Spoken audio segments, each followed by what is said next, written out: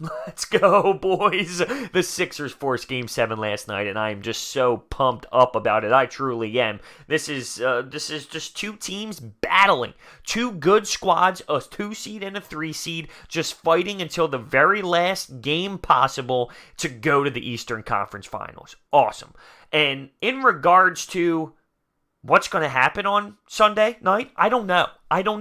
It's a coin flip. It really is, which is funny because when I made my series preview, I said 50-50. It's 50-50. Two good squads going at it, and realistically, you go to Game 7, it is a coin flip. That means two teams going head-to-head, fighting, putting in all their efforts, and here it is. One game left. This series has played out in a funky way, though. Let's be real. Game 1, blowout for the Raptors. They just blew out the Sixers. Game 2, the Sixers really did blow out the Raptors until a certain point where the Raptors creeped back into it. Game 3 was close, but Game 4 was a Sixers blowout. Game 5, it was a Raptors blowout. Game 6, it was a Sixers blowout. It's ridiculous, right? It really is. So going into Game 7, I don't know what to tell you, but I will say this.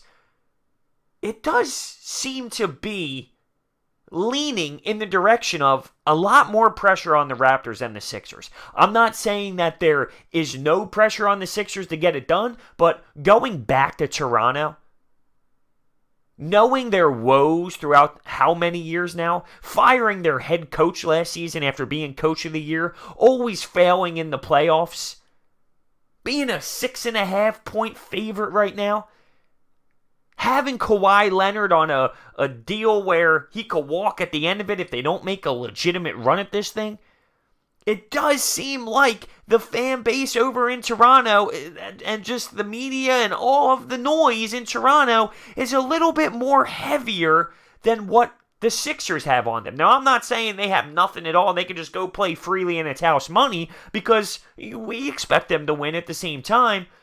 But just knowing their favorite, knowing they are the favorite, knowing they're at home, knowing the circumstances, knowing what has happened throughout the last few seasons with the Raptors, maybe they're clinching a little bit. Maybe they're a little bit more nervous about it. There's a lot of pressure on them. Now, I will say they have the best player on the floor in Kawhi Leonard, but if the Sixers play the way that we saw them play in Game 6, and that's a big if, we have enough to win the basketball game. If both teams are playing 100%, and I heard Tim Legler say this, if both teams are playing at 100%, the Sixers should win the basketball game. But we don't know what's going to happen because each team has been so inconsistent. One game, one team's hot. The next game, the other team's hot. The Raptors aren't hitting their shots. And I will say, for the most part, the Raptors, besides one game in Game 5, I don't know if the Raptors really were on it, on top of it, hitting all their shots. Could that play a factor into Game 7? Will that trend continue? Maybe. Ben Simmons was the difference maker last night, all right? Because with Jimmy Butler, you know what you're getting. Jimmy Butler has been pretty consistent throughout when it comes to work ethic and putting up points. We need other guys to step up. And Joel Embiid, I know, had a tough time, but what yesterday showed us is we can still be successful without Joel Embiid on the low block. I know we all scream for him to get on the block, go dominate, but right now we need to find another way to execute, and with Ben Simmons going downhill, going full speed, playing with his head down and going hard to the rim, well, it's opening up lanes to get shooters. So we need, besides Jimmy Butler, because we know what we're going to get out of Jimmy Butler, besides him, we need another Ben Simmons performance. We need another Joel Embiid performance. We need Mike Scott. But obviously, we need these guys to step up to win. But what I'm saying is, if we can put together another game like last night, we can win the basketball game. It's not out of the question. I want to see how Jimmy Butler steps up, though. I know what he brings, but because it's a potential Eastern Conference final series ahead of us, will he even bring it to another level?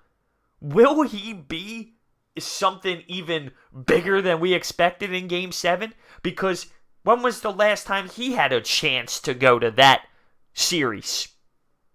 He's only had a little bit of playoff success when he was with the Bulls. Other than that, he hasn't been to this level of the playoffs with a potential like this. Will Jimmy Butler be something even bigger than expected? Let's talk about Joel Embiid, all right? Because I know he struggled offensively, but this stat is mind-blowing. When Joel Embiid is on the floor, we outscore the Raptors by 80 points in this series. When he's not on the floor, we are outscored by 97. That tells me one thing. Joel Embiid might have to play 45 minutes. 45 minutes in Game 7. The starting lineup is going to have to play so much. We're going to have to abuse them out there on the floor. We can work in James Ennis and Mike Scott, but I think we go 7-man rotation, and when we have to go small ball, or when we have to put Joel on the bench for however limited amount of time that he goes on the bench, we have to go small ball with Mike Scott. Boban won't cut it. Boban won't cut it. Greg Monroe won't cut it. I don't want to hear this Bolden thing either that people are still talking about. You have to go small ball with Mike Scott. Now, is Marc Gasol going to attack that? Is Serge Ibaka going to be able to exploit that? Maybe, but it's our best option. We're going to have to go small ball. I think it goes down to a 7-man rotation. I really do.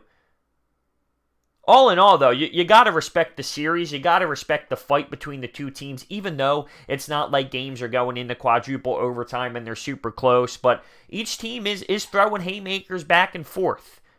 I just feel like the Raptors right now, they have that ghost.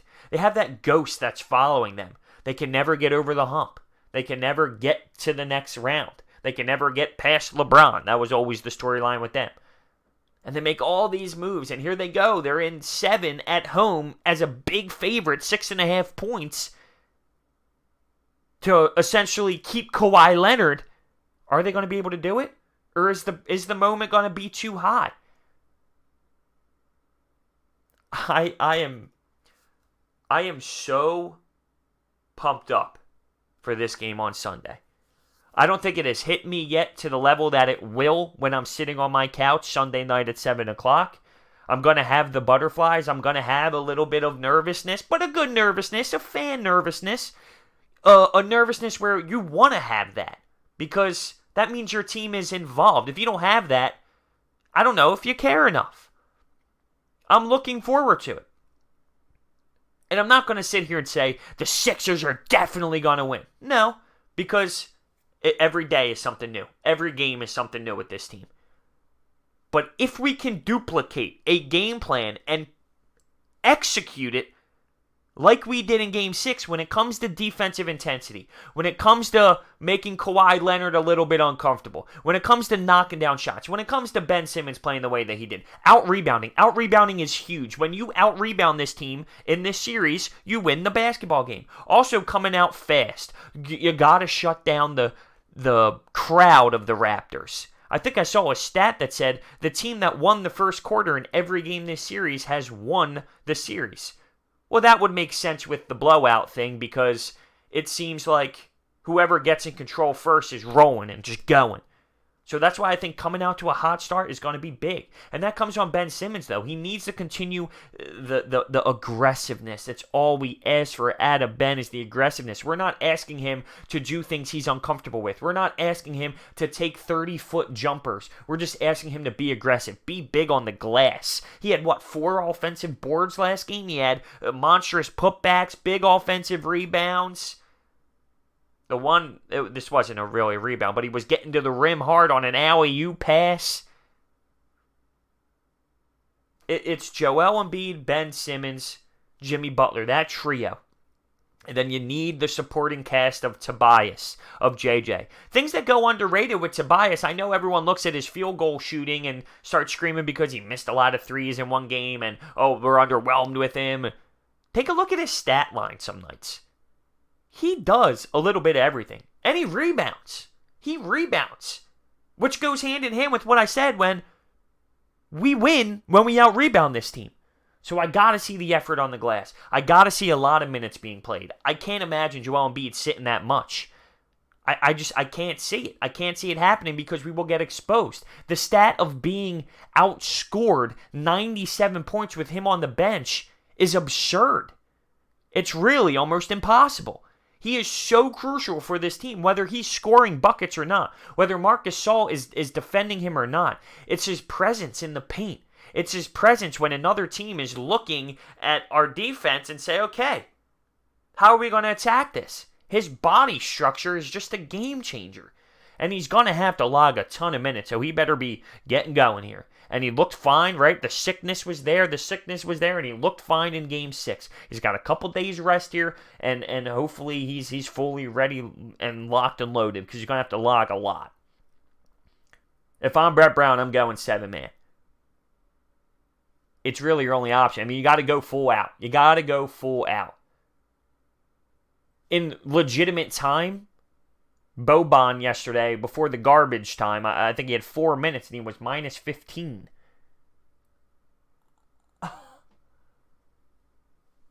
Yeah. How?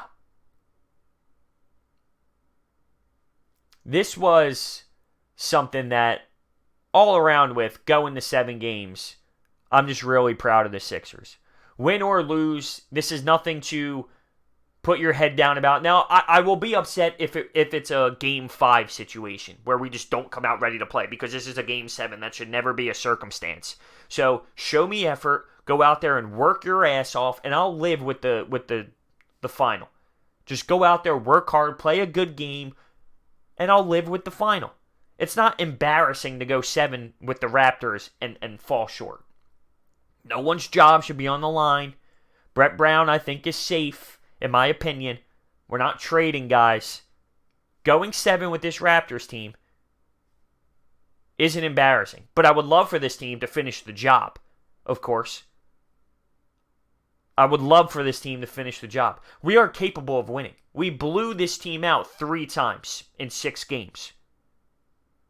Now, we also got blown out in 2 of those and lost a close one. But what my point is, we are capable of beating them in a basketball game. And I would love to see that happen. Is that fair enough to say?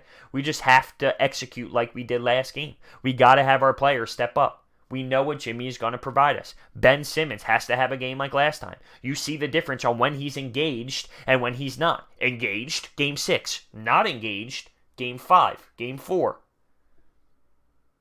It's as simple as that. Let me know your thoughts down below. Only a couple days away, fellas. We're still going to be talking about it for the next couple days, of course, but see you guys next time.